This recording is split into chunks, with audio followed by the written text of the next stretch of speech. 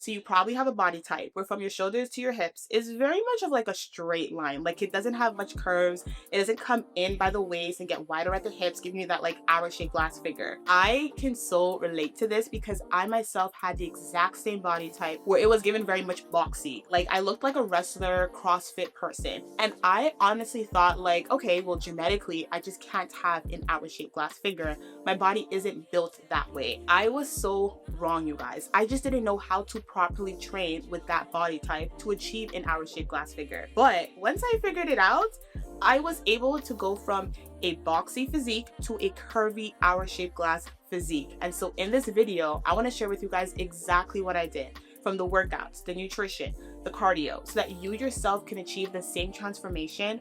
Because once you know exactly how to train with that type of body type, it is so possible for you to have that hour-shaped glass physique. So let's get into it. So let's first talk about the foundation, and that is weightlifting. And when I say weightlifting, I don't mean the little 5 to 10 pound dumbbell plates you guys have when you do your at-home workouts in your living room. I mean lifting heavy ass weight. You're gonna have to sign up to the gym. And I know for some of you guys, it's going to feel super intimidated. You don't feel comfortable, you don't know what you're doing. It gives you anxiety. I'm gonna need you to rip off that band-aid and go to the gym. Call the gym, see what time are the busiest times of the day so that you don't go to the gym on those days or during that time.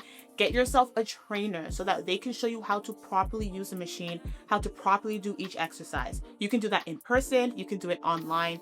I offer one-on-one online coaching with my app New Body. So if you want me to coach you, then you can click the link down below and then book a consultation call and we can chat and see if it's a good fit for you. But I'm gonna need you guys to go to the gym because when it comes to getting the hour-shaped glass figure, you're going to have to incorporate progressive overload, which simply just means you're increasing the intensity of your exercises. Now, yes, you can increase the intensity by slowing down your tempo, by adding more sets, by upping your reps.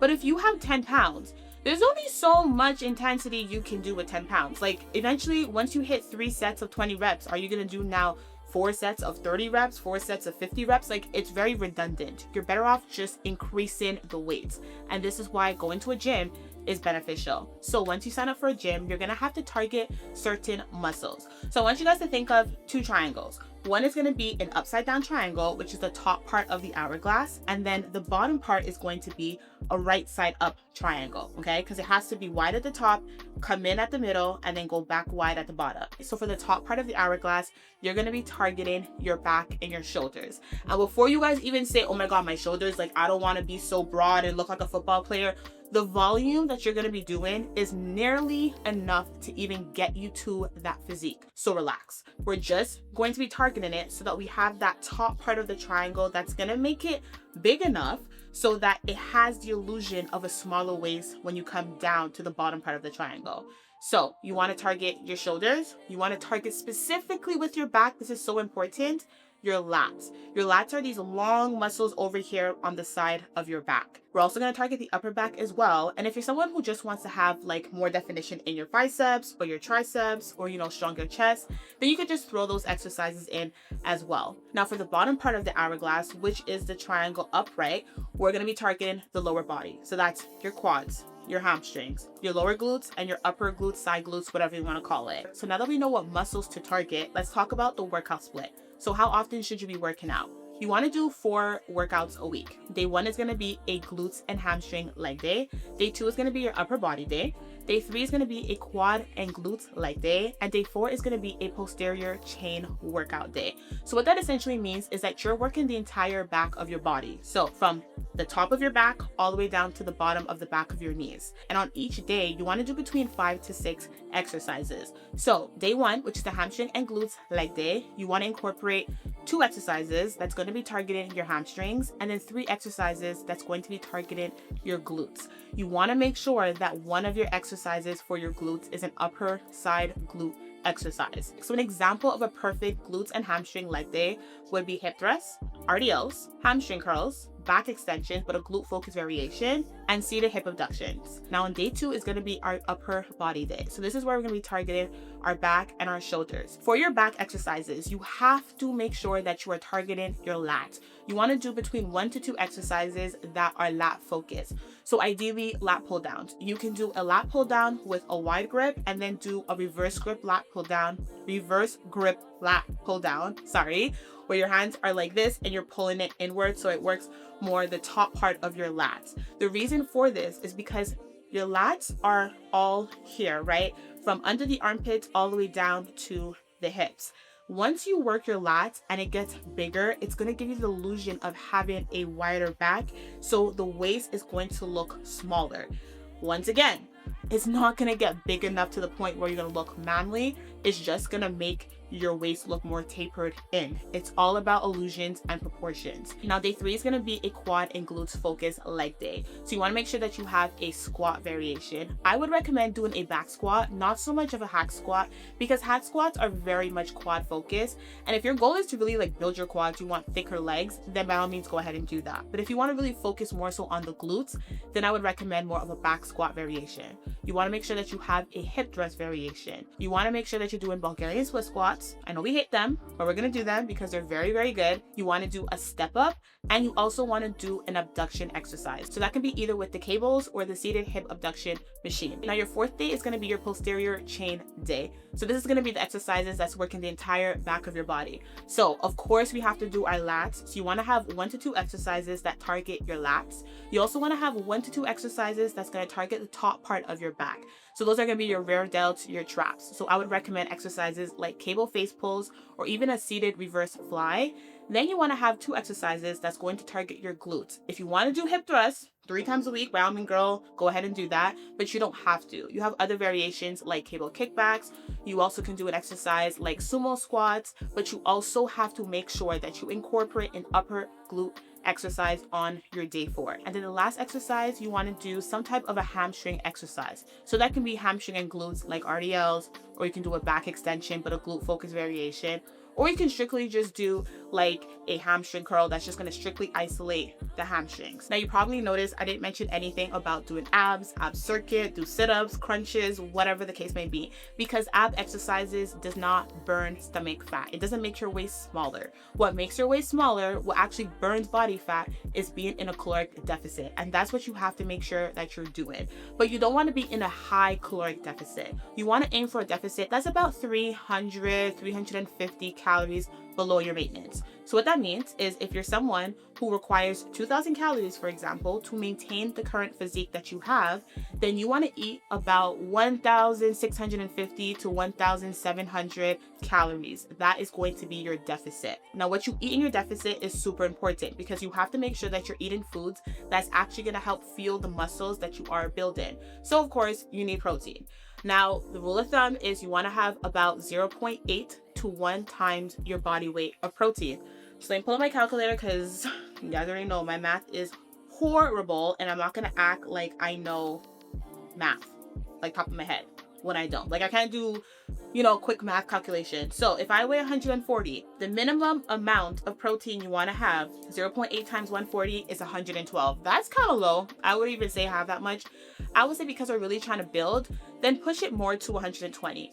If your calculations for 0.8 times your body weight shows you anything below 120, I would say bump it up to 120, because 120 grams of protein a day is pretty low for the average person who wants to build muscle. The high end is 140 because that's 1 times your current body weight. But you don't need to have 140. Between 120 and 140 is a good range. Now, for your other macros, the carbs and fats, you want to eat as clean as possible with these. So that means not super high processed, nothing that's super like drenched in oil, saturated in oil, deep fried. Even the things that are found frozen. I know people love Costco. You guys love Costco down. I went to Costco for the first time like 2 weeks ago, and I'm like, I get it, but it's not that deep. You want to have foods that are more whole foods, that are fresh. The frozen foods are great for a quick fast thing when you're on the go, but they do have a lot of, some of them sodium, some of them have a lot of preservatives, so you're better off having whole foods. So if that even means you gotta cook it and then freeze it, or even cook it and put it in the fridge, or season it and freeze it so that you can have foods that you know what's actually going in it, then do it, okay? I do recommend you also to have that 80 to 20 rule. So what that means is 80% of the time you're eating clean. You're eating from home. You're not eating out. You know what you're putting into your body because you know what you're eating because you cooked it yourself. The other 20% is when you're going to indulge. So what that means, once a week, have a cheat meal, maybe 2, but don't push it. I would say stick to 1. And when I say a cheat meal, I don't mean a cheat day. I don't mean go ham all day from sun up to sundown. You want to make sure that you're having just one meal or a snack that is something that you want to indulge in or that you've been craving. So that way you don't fall off track and you don't just binge eat one day because you've been just restricting yourself for so long of the things that you've been craving. Especially as women, when it comes to that time of the month, indulge that once or twice in that week, okay? Because your body is craving it. The last part of all of this, to tie it all together, is the cardio. The best cardio you can possibly do, now this is even regardless of whatever your goals are, the best cardio you can do is walking.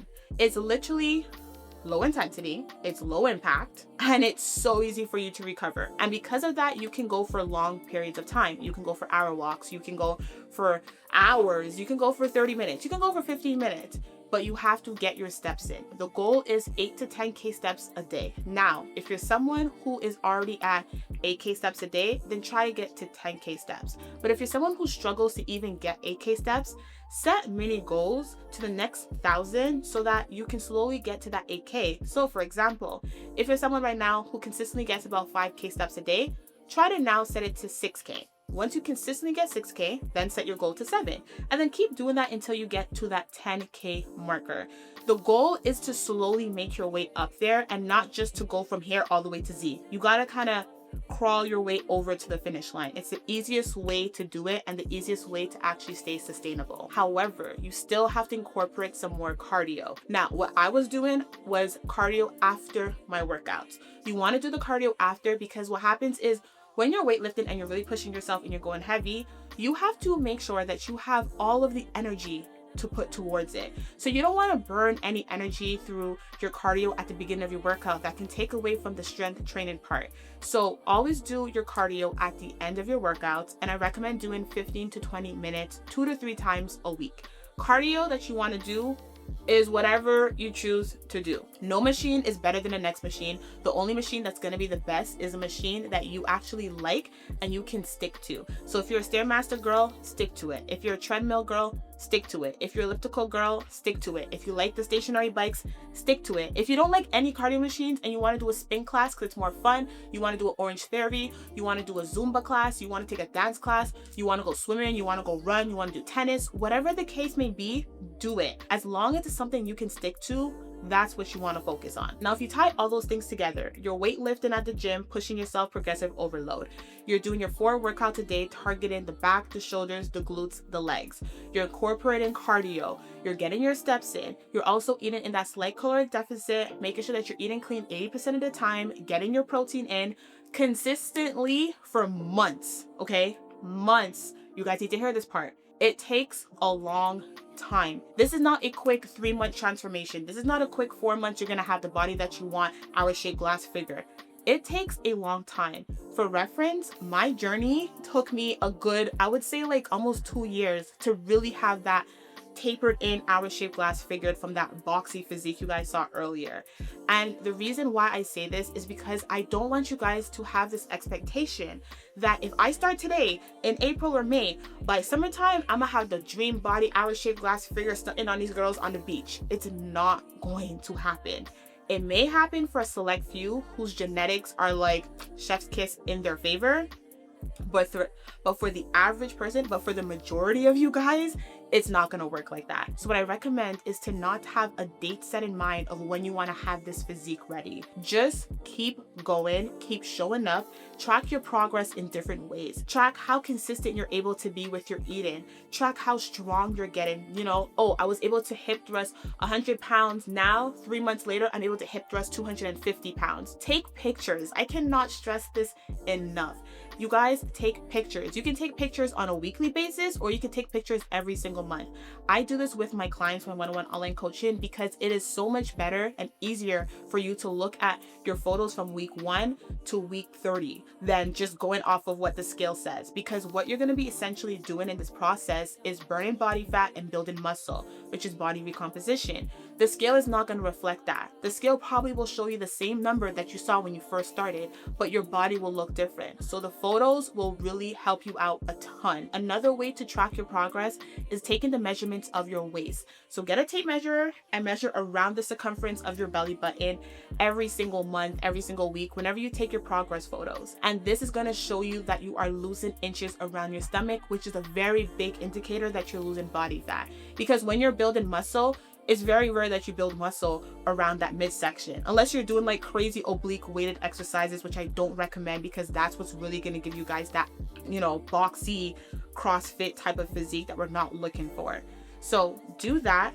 Be consistent. Always show up for yourself. Celebrate your small wins. Make your small wins feel as big as the big wins. And before you know it, you are going to achieve that physique that you're looking for. It just takes time. So I just want you guys to keep that in mind. Now, if you feel like, Deshauna, this was a lot of information, it was very informative, but I don't know what to do. Like, I still don't understand how much I should be eating, what I should be eating, how much calories to have, how much protein to have, what are good carbs, what are bad carbs, how to do these exercises, how much weight I should be pushing, what reps, what sets.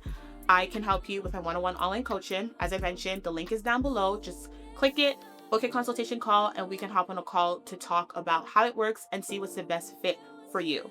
But if you're someone who's like, all right, bet, I love this, I got so much information that I can utilize, make sure to like the video, let me know down below, and I will love to hear your guys' feedback or any questions that you guys may have about this topic or other topics that you want me to address and talk about. Anyways, I try to make this video as short as possible, but obviously in my true fashion, I like to talk, and it's like a 30-minute video, but it's a 30-minute video of valuable information. So I hope you guys found this valuable, and I will see you guys next time. But make sure you're subscribed, because if you're not subscribed, then you're not going to see me next time. So yeah, subscribe, and I'll see you next time.